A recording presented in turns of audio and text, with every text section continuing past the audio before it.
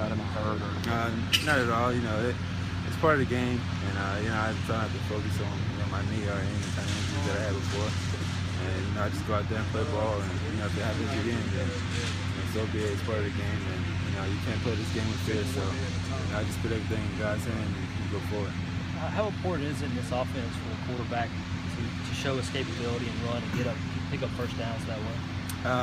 It's very important for really any offense in the country. And have a mobile quarterback that can get out of sacks or trouble. So just being in this offense helps me and be more dynamic and have a quarterback be more versatile. You wear that patch on your jersey there for a reason. You ever think about what you represent with that number and why it's so important here at Clemson? Every time I put it on, it's an honor to have this number, to wear it, and it's an honor to just have this, jersey on.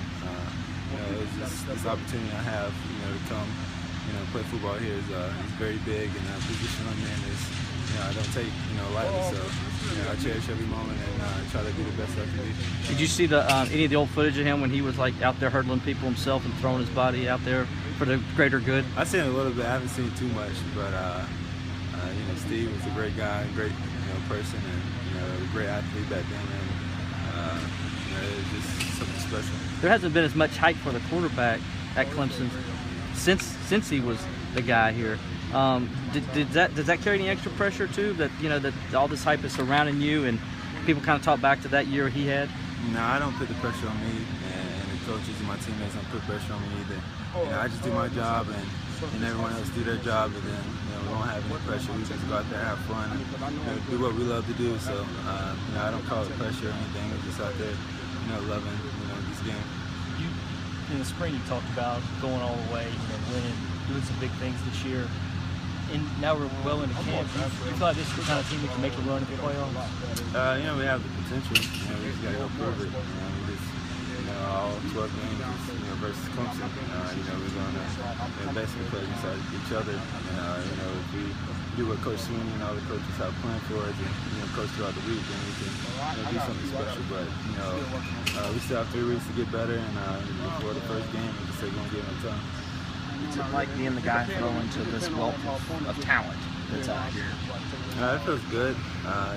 It's a real big honor and blessing to have all the playmakers that I have, and just have the people around me that can make big plays and be special.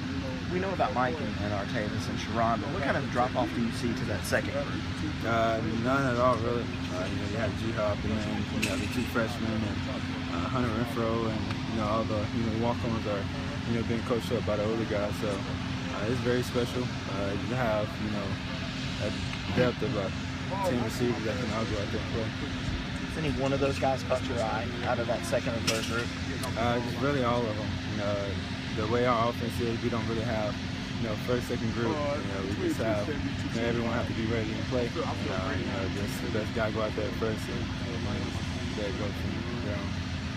The rapport with Artavis and Mike's already going to be there. Are you developing any maybe a new favorite target from some of the younger guys?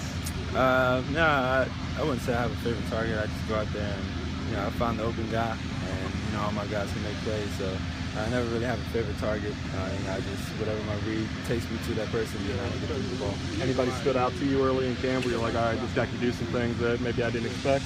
There's a lot of guys up there. You have G-Hop, Hunter Renfro, the 2 freshmen, Dion and Ray, and there's a couple other guys that's out there that go out there and make plays on Saturdays. 3 weeks out, does it feel like time is dragging? Do you want to get first team to get here, or do you want as much time as possible? Really, I'm just saying one day at a time. Of course, I want the season to start, but I'm kind of a patient person, so I just take it one day at a time and try not to get too far ahead of myself and the team, and make sure that we're getting better each day to get ready for that first game. We touched on Steve Fuller earlier. Have you ever had much conversation with him at all, or not? I've talked to him a couple of times, but not too much. He's a busy guy, and I'm a busy person too. So whenever he's around, I try to get some words of wisdom from him, and just keep in touch.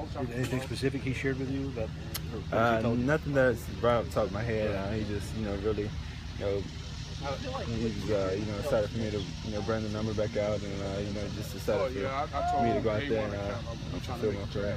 Deshaun, school's starting back now. Coming in last year, you were a pretty big name. Now you're kind of on another level. You seen some interesting looks from people coming up on campus? I haven't really been able to see anyone on campus yet. We've been over here at the stadium the whole time, so I'll figure that out Wednesday, and whenever school starts back. But I'm just gonna be myself and be a normal person, and just go to class and do what I gotta do. No entourage? Talk to my people? Nah, not at all. Talk to us about your offensive line. How's it developing up front right now with the new guys all stepping in and all the guys, the ones and the twos starting to settle down? It's the great chemistry coming along. I can tell that those guys are very together, and even off the field that they're spending time together and getting that connection, chemistry down. So it's been good so far.